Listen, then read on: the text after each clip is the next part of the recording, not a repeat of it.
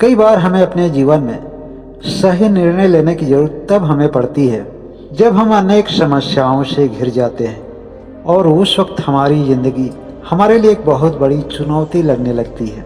जल्दबाजी में लिए गए निर्णय हमारे लिए सही भी हो सकते हैं और गलत भी हो सकते हैं। इन्हीं बातों से संबंधित आज की मेरी छोटी सी कहानी है। उम्मीद है आप सभी लोगों को इस कहानी से जरूर प्रेरणा मिलेगी, इसलिए इस कहानी को अंत तक सुनिएगा।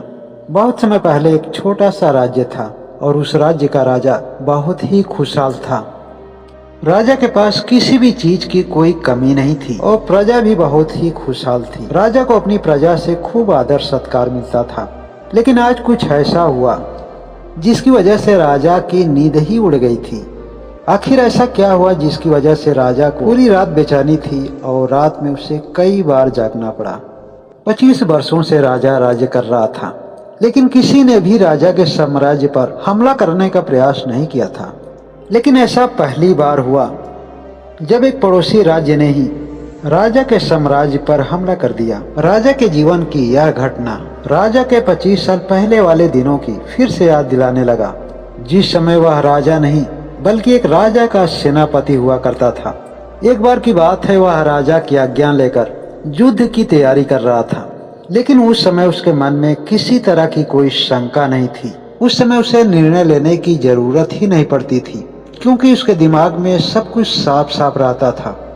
आखिर अपने साम्राज्य को किसी दूसरे के हाथों में इतनी आसानी से कैसे सौंप देता, जिसे पाने के लिए उसे रात दिन एक करना पड़ा था। न जाने कितने लोगों को धोखा देना पड़ा था, कितने लोगों के साथ बुरा कर्म करना पड़ा था, कितने तरह की राजनीतियां किया था, कितने षड्यंत्रों के बाद उसे यह राज्य मिला था। और इतना सब कुछ करने के बाद जब वह उसे राज्य मिला तो वह इतनी आसानी से भला दूसरे को कैसे सौंप दे। वो अपने सिंहासन को और पूरे साम्राज्य को अपने ही हाथों से किसी दूसरे के हाथ में सौंप दे, यह कैसे संभव था? यह बात उसको समझ में नहीं आ रही थी। यही चिंता उसको परेशान किए जा रही थी, जिसकी वजह से वह रात भर करवटें बदलता रहा। उसने अपने दिमाग पर बहुत जोर डाला, लेकिन अपने साम्राज्य को बचाने के लिए उसे कोई भी नई तरकीब नहीं सूझी।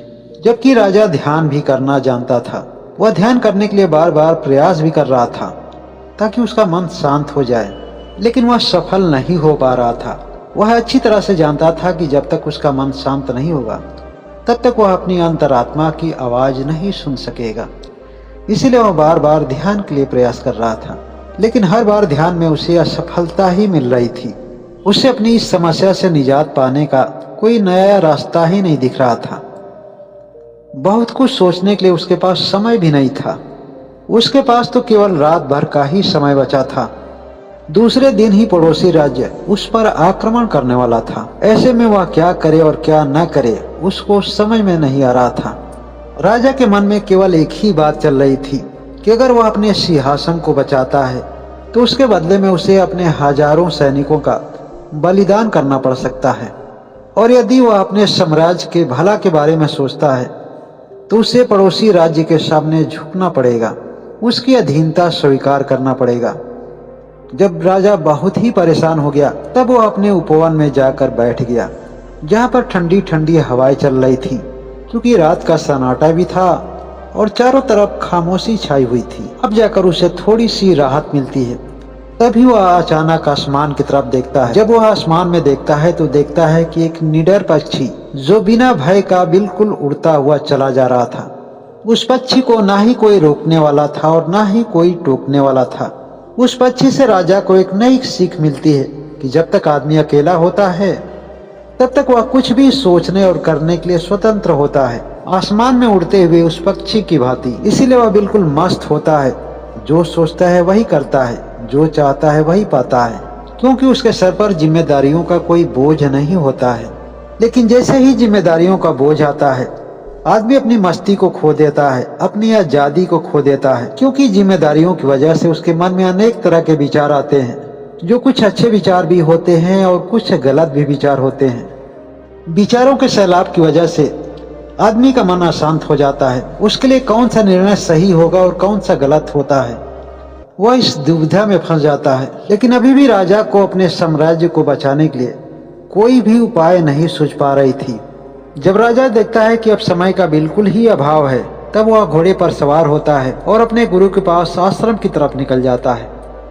राजा के गुरु भी बड़े सख्त मिजाज के थे।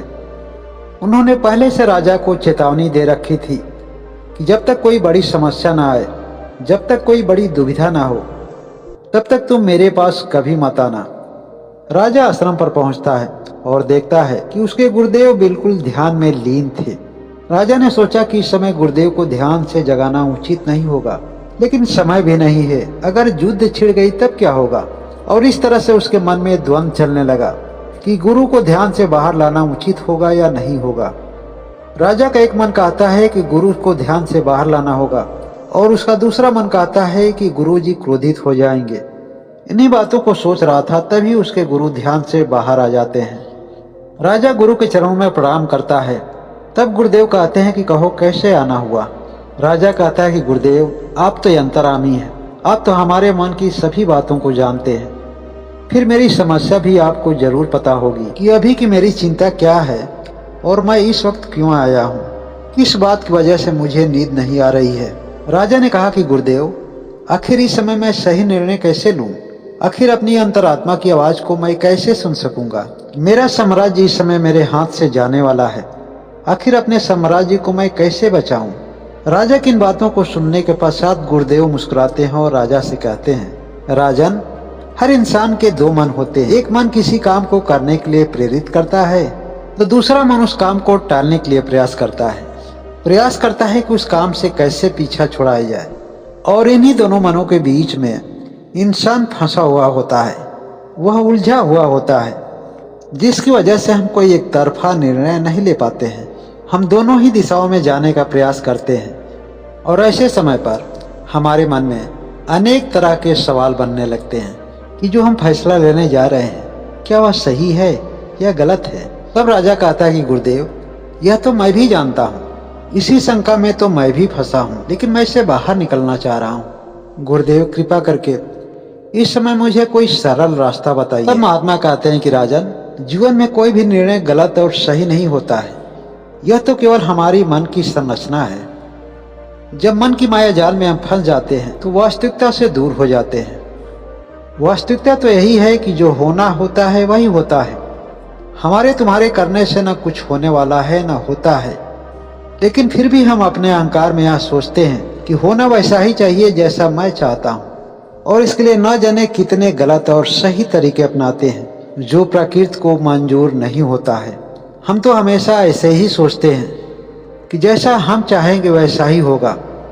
हम तो यही सोचते हैं कि हम अपने फैसले से दुनिया बदल सकते हैं, और यही वजह है कि हम अपने सही और गलत के चक्कर में फंसते जाते हैं, अपनी पूरी ऊर्जा को नष्ट करते रहते हैं।